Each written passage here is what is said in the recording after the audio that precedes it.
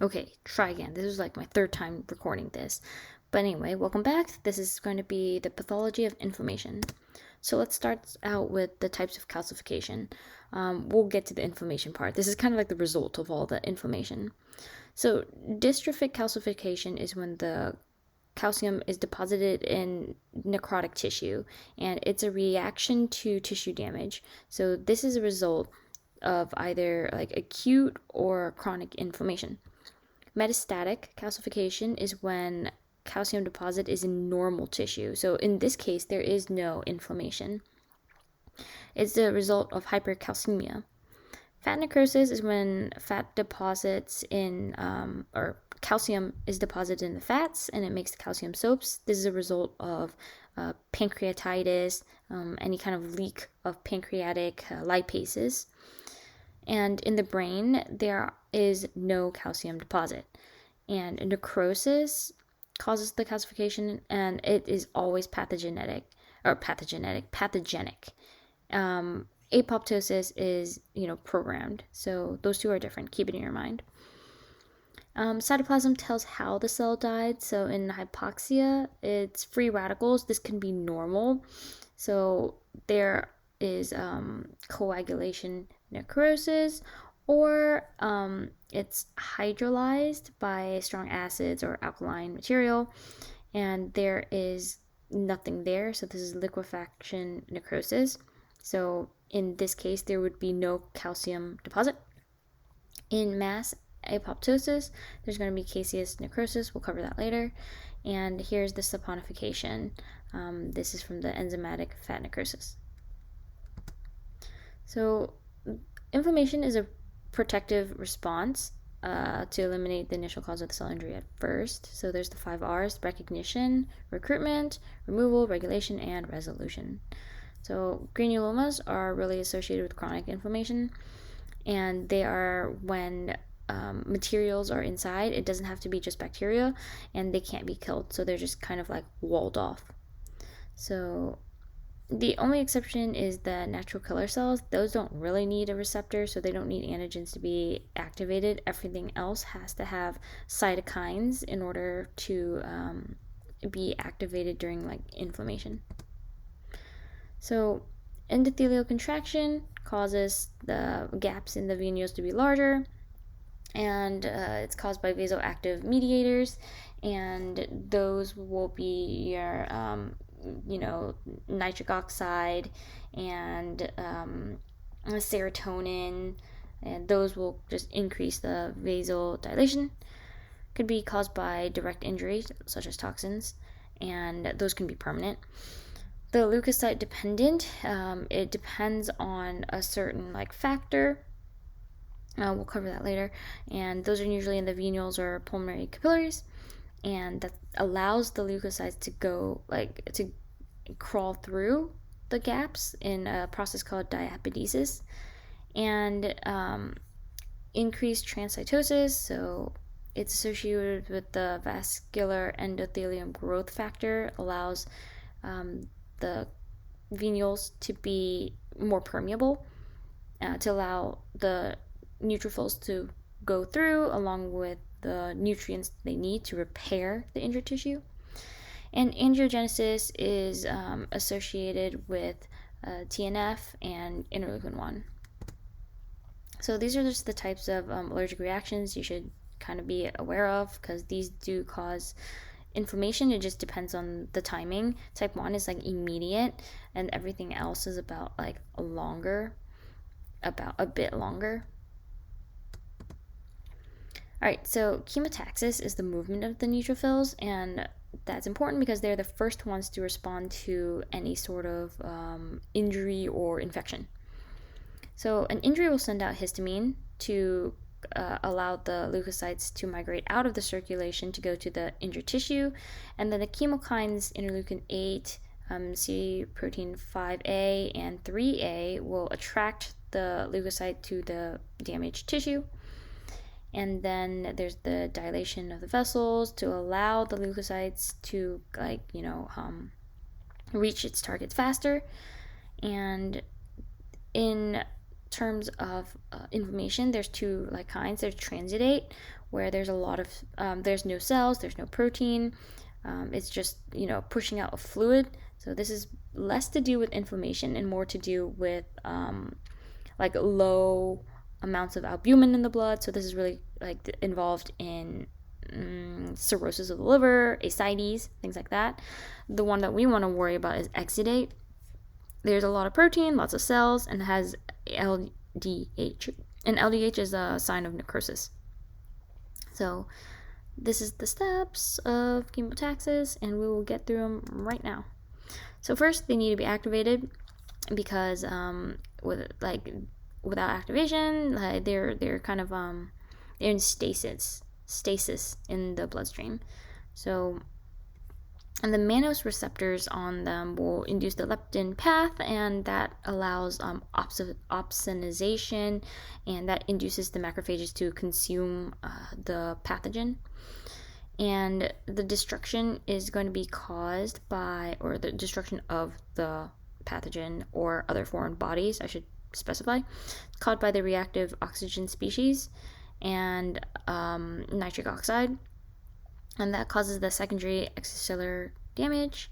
Neutrophils will kill themselves by making these nets, and these nets are made out of they're the neutrophil extracellular traps, and they are an extracellular fibrillar net that has a lot of antimicrobial substances that trap the microbes in them, and they're made out of nuclear chromatin, which binds and concentrates the peptides and enzymes. And the chromatin is going to be, or the DNA is going to be acidic, so that helps kill the pathogen. But there's a price: the neutrophil dies. Let's see, anti-inflammatory mediators will terminate the response. So local inflammation here is going to increase the permeability, increase adhesion. Interleukin 1 is going to come and attract the neutrophils to activate them. They're going to release the chemokines. And then in the brain, there's going to be fever. In the liver, it's going to induce production of the acute phase proteins. In the bone marrow, it's going to increase leukocyte production. In the heart, there's going to be less output and increased permeability in the vessels and insulin resistance in the tissue. Well, it makes sense, right? So you don't want you want the cells to go through the endothelial vessels so it can reach the tissue, and in the tissue you want the glucose to be used by the cells, not stored in the tissue, or is not going to be used in the muscle cells or stored away. So you want the glucose to be available for the neutrophils to work. Okay, so selectins are going to be the first part of the chemotaxis. So neutrophils kind of roll, and then the selectins are going to be on the endothelium, and they're expressed when there is a damage. So the leukocytes will bind to the selectin, and it's a really weak binding, but it works only just to slow it down. And then integrins are going to be more of a permanent bond. The postcapillary venules are where the pressure is lowest, and that's where the leukocytes leave the bloodstream and enter the tissue. And the cytokines will stimulate the endothelial cells to produce the selectin and integrins in the postcapillary venules. So it's like a feed-forward reaction. So integrins, TNF and interleukin 1 will induce the ligands VCAM1 and ICAM to form on the cell surface. The chemokines will convert the very late antigen 4 and LFA1 integrins to high affinity. So with the high affinity, there's going to be a strong bond, and then the integrins stop the rolling leukocytes, and then CD31 or PCAM is going to be expressed, and diapedesis is formed because these will allow the constriction of the endothelial cells, opening the slit a little bit. Okay, so the most important mediators of inflammation are the vasoactive amines, the cytokines that mediate interleukin recruitment and migration will also interleukin 1 and 6. Complement proteins, if you remember from what class was that? Sorry, blanking. Immunology. There we go. There's the complement pathways, or the classical pathways, the leptin pathways, and then the alternative pathway. So these will all play a role in the opsonization and phagocytosis. Kinins mediate the vascular reaction and pain, and leukotrienes are important because they are much stronger than histidine. They play a similar role, but they are far more effective. So these are the signs of local inflammation. Always know exudate is inflammation. Pus is the sign of liquefactive necrosis. And in the skin, it's called an abscess. So serous inflammation is going to be fluid below the epidermis. There is a blister formation, there's effusion. And fibrinous inflammation is going to be accumulated fibrinogen. So this is going to be this is like short term. This is acute, just started. This is going to be almost chronic, so the inflammation has occurred for a while. And suppurative is an ulcer, so it's purulent inflammation, and it means that the infection and the inflammation has been going on for a while. So there's a couple genetic defects that we should know about.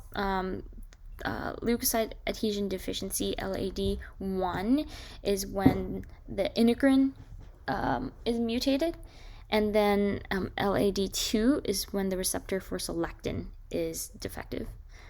So in the chronic granulomatous disease, there is going to be an NADPH deficiency, and the granulomas will form because the cells aren't able to kill the foreign body or absorb it and just get rid of it, right? So they just form this granuloma. Let's see. So there's two different types. X-linked, there's going to be NADPH oxidase in the membrane that's decreased, and autosomal recessive, that's when the NADPH oxidase of the cytoplasm is decreased. Myeloperoxidase deficiency, you can't make the hydrogen peroxide, so this person is going to be prone to they're prone to infections. Chediac Higashi is when a protein involving in the docking and fusion is mutated. So they're not going to allow either leukocyte adhesion, whether it be integrin or selectin. Okay, so just a sidetrack. Allergies are usually caused by immunoglobulin E, and in some cases, some people respond to T helper cell 2 instead of Th1, and in Th1, normally it responds to IgG, and no histamine is released. So this person doesn't have this, they don't have the reaction to pollen or whatever, right? And then everybody makes IgMs, and in certain cases, IgL will cause the IgM to switch. It's the isotype switching to IgE, and that uses the interleukin 4. And then the person will now have a lot more IgE than IgM. The allergy sufferer, they will have a lot more IgE than IgM, and then they will react stronger because there are more of the IgEs. It's like sensitization, and because there's more IgE made, there is going to be more Th2.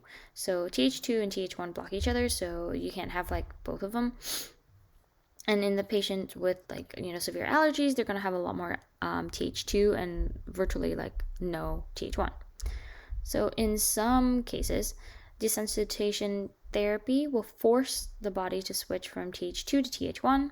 So remember, they block, so the IgE won't be able to respond to the Th2. And then in some cases, you can't even do that because the mast cells has IgG as well. So in those hypersensitive patients, the Th2 will respond to the IgG instead of just the Th1. Hopefully that made sense.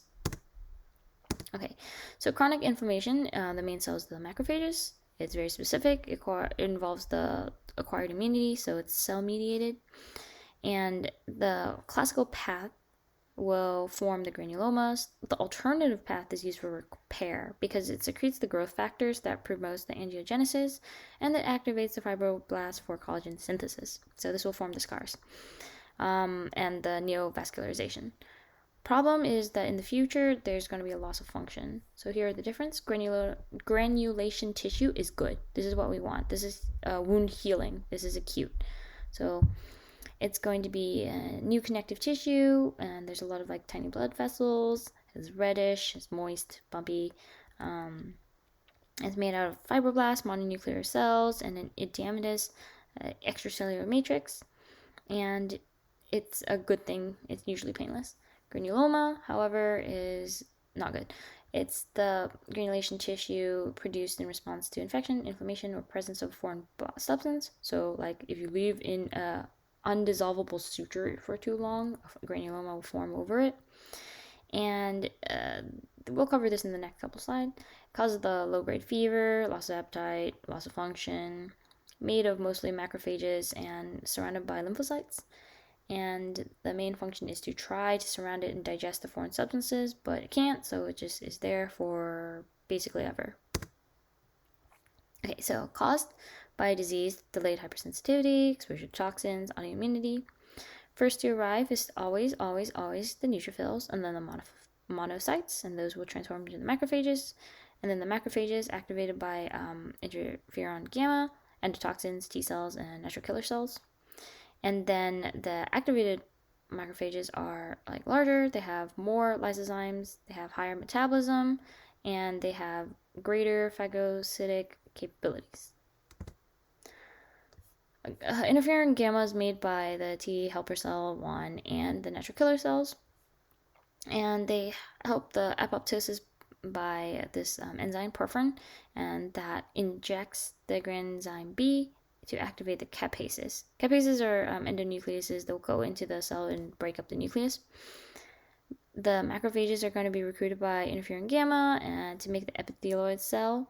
So they are frustrated if they can't eat like the one, let's say suture. So they'll recruit tons of other macrophages to just surround it, and they'll make the giant multinuclear cells. And then Th1 will surround them by be around the periphery of the giant multinuclear cell and communicate that with them. So they'll be like, hey, we still can't digest this, so bring in more.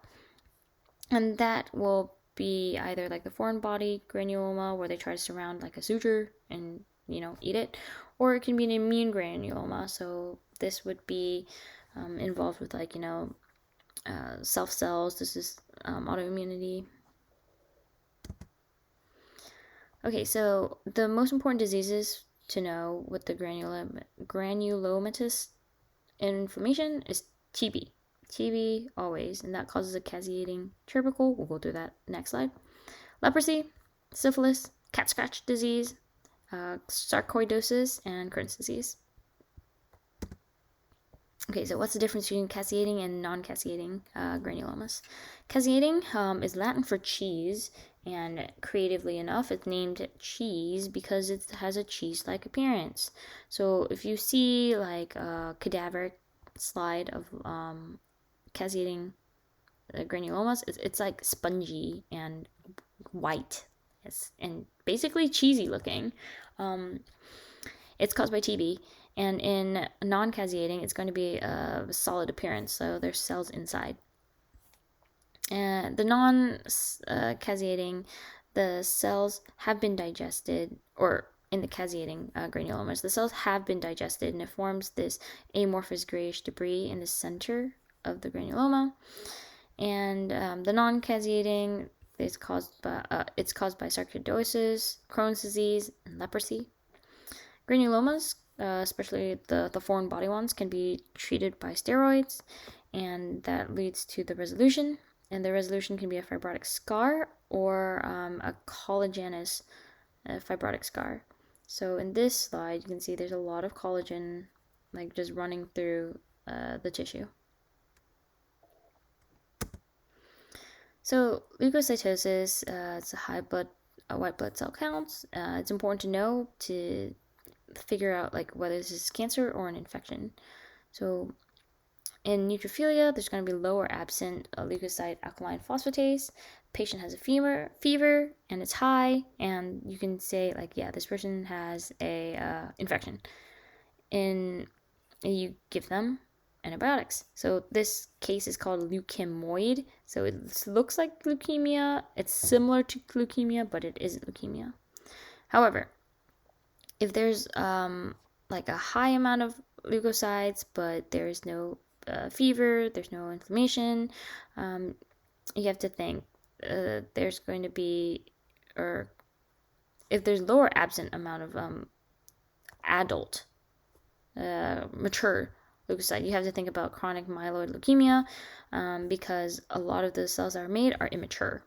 So the immature cells, there's a lot of them, but there's not so much actual mature white blood cells. So lymphocytosis, its definition is an increase in lymphocytes. It's increased in viral infections, mumps, mono, TB. Exception is the pertussis bacteria. That will also increase the amount of lymphocytes. The erythrocyte sedimentation rate is increased in chronic inflammation, such as rheumatoid arthritis. It's increased in anything involving fibrinogen, so clotting disorders and whatnot. It's increased in multiple myeloma. And in anemia, there's going to be a decreased sedimentation rate, of course, because there's less red blood cells.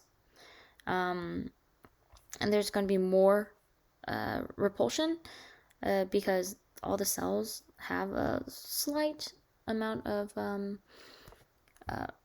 there's a slight amount of like electrostatic forces, and when they come close to each other, they'll repulse each other. But since there's not so many in the tube, there's more repulsion. So hematocrit is low. Well, because hematocrit is low, there is more repulsion. It's a little backwards. In inflammation, there's going to be increased sedimentation, increased C-reactive proteins, and increased fibrinogen. In malignancy, same thing. There's going to be increased sedimentation, increased C-reactive protein, and increased fibrinogen. So acute phase proteins are going to be upregulated by interleukin 6, TNF, and interleukin 1. LPS is going to stimulate the macrophages. LPS comes from bacteria. And then the cytokines are going to be pro-inflammatory. TNF alpha is made by the macrophages and is pro-inflammatory, also resists cancer development. Interleukin 6 will stimulate the liver to secrete the proteins and attract the macrophages. Like, these are the most important ones you need to know, right? Interferon gamma, made by CD4 Th cells, so Th1 cells, those will activate the macrophages. Interleukin 1 induces angiogenesis and recruits neutrophils. Most important role is the recruitment of the neutrophils. And interleukin 17 will attract the T cells. So that's it for now. Thank you for your attention, and good luck studying.